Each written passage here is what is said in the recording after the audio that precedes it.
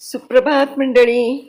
मी निलिमा पटवर्धन आणि आपण सध्या वाचत आहोत प्राध्यापिका सौमीना आंबेकर लिखित हितगुज हे त्यांचं पुस्तक. आज जी गोष्ट मी सांगणार आहे त्याचं नाव आहे खोटं बोलताना जपून.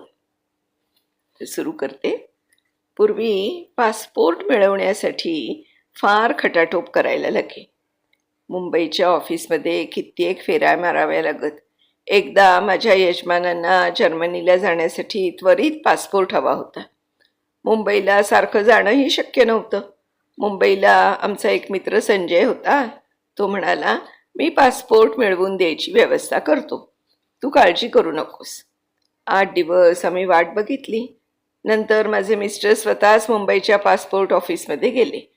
त्याच दिवशी 5 मिनिटापूर्वी आमचा मित्र संजयने पासपोर्ट ऑफिसला फोन केला आणि तो मिस्टरांचं नाव घेऊन म्हणाला, मी पुण्याहून दिलीप बोलतोय, माझं पासपोर्टचं काम जरा पटकन करा. असा फोन आल्यानंतर 5 मिनिटांनी माझे यजमान श्री दिलीप ऑफिसमध्ये जाऊन पोचले. पासपोर्ट कार्यालयातील ऑफिसरला वाटलं की पुण्याहून बोलणारा हा माणूस लगेच कसा येऊन पोचला, त्या अर्थी हा तोतया दिसतोय. मग झालं. पासपोर्ट तयार असूनही ओळखपत्रासाठी सगळा दिवस घेतला. काम होऊनही पासपोर्ट आमच्या हाती लवकर पडला नाही. संजयच्या या विनाकारण खोटं बोलण्याने मदत व्हायच्याऐवजी मनस्तापच झाला. रोज घडणाऱ्या अशा अनेक छोट्या छोट्या गोष्टी असतात. आपण पट्टीशी काहीतरी खोट्या सबबी सांगून आपली सुटका करवून घेतो, पण ही खरी सुटका होतच नाही. City bank, credit card, loan scheme, saving scheme असे असंख्य फोन आपल्या ऑफिसच्या कामात व्यत्यय आणीत असतात. एकदा फोनवर आपण अनिश्चितता दर्शवली, बघू म्हटलं की परत फोन वाजू लागतो, वेळ वाया जातो. म्हणूनच प्रथमच खरं सांगितलं की आम्ही इंटरेस्टेड नाही म्हणजे प्रश्नच संपतो. परवाचीच गोष्ट आहे. कॉलेजमधून 4-5 दिवसांची रजा काढून मी गावाला गेले. जाताना माझी तब्येत ठीक नाही म्हणून मी रजा घेते असं कारण सांगितलं. गावाला गेल्यावर वाटलं की अजून 2-3 दिवस राहावं. मी रजा वाढवून घेतली. इकडे माझ्या मैत्रिणींना वाटलं मला जास्ती बरं नाही म्हणून त्या बिचाऱ्या मला बघायला प्रेमानं घरी आल्या, तर घराला कुलूप. शेजारी चौकशी केल्यानंतर त्यांना समजलं आम्ही गावाला गेलो. आणि मग मलाच इतकं उशाळल्यासारखं झालं. मला खोटं बोलायचं काही कारणच खरं तर नव्हतं, पण आता ते होऊन गेलं होतं, काय करणार.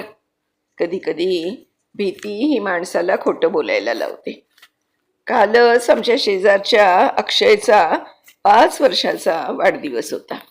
सगळी तयारी झाली, नातेवाईक मित्र जमले. केक कापायची वेळ आली तेव्हा अक्षयच्या बाबांचा फोन आला, ऑफिसमध्ये अर्जंट काम आलंय, मला येता येत नाही. सर्वांची निराशा झाली. अक्षय तर रडूच लागला. खरं म्हणजे अक्षयच्या बाबांना उशीर होणार होता हे गेल्या 4 दिवसापासून त्यांना माहीत होतं, पण बायकोच्या भीतीपायी त्यांनी सांगितलंच नाही. ऑफिसमध्ये बॉसलाही मला आज लवकर घरी जायचं आहे असं मोकळेपणा सांगायला हरकत नव्हती, पण तिकडे त्याची भीती वाटत होती. शेवटी त्रासिक मनाने ते 10 वाजेपर्यंत ऑफिसमध्ये बसून राहिले. कामातही नीट लक्ष नव्हतं. अक्षयच्या बाबांनी घरातील सर्वांची मजा मात्र हिरावून घेतली. त्यांनी एकतर बॉसची आधीच योग्य सूचना देऊन परवानगी काढायला हवी होती, किंवा घरी तरी आधी सांगून दुसऱ्या दिवशी हा वाढदिवस साजरा होऊ शकला असता. खरं हे सांगावं लागणारच होतं. मग ते वेळेवर सांगितलं असतं तर साऱ्यांची निराशा टळू शकली असती. माझ्या नातीला, चिरंजीव रोमाला हत्तीची खूप भीती वाटते. सर्कस बघण्याची तिला खूपच इच्छा होती. मग तिनं मला विचारलं, आजी सर्कशीत हत्ती असतात का गं? मी पटकन म्हटलं नाही. मला वाटलं सर्कस सुरू झाल्यावर तिची भीती जाईल आणि आम्ही सर्कस बघायला गेलो. रोमा सर्कशीत दंग झाली, उड्या मारू लागली. एवढ्यात हत्ती आले. त्यांचे खेळ सुरू झाले आणि रोमा जोरात रडू लागली. उठून बाहेर जायला लागली. काही केली ऐकेना. शेवटी आम्ही सर्कस सोडून घरी आलो.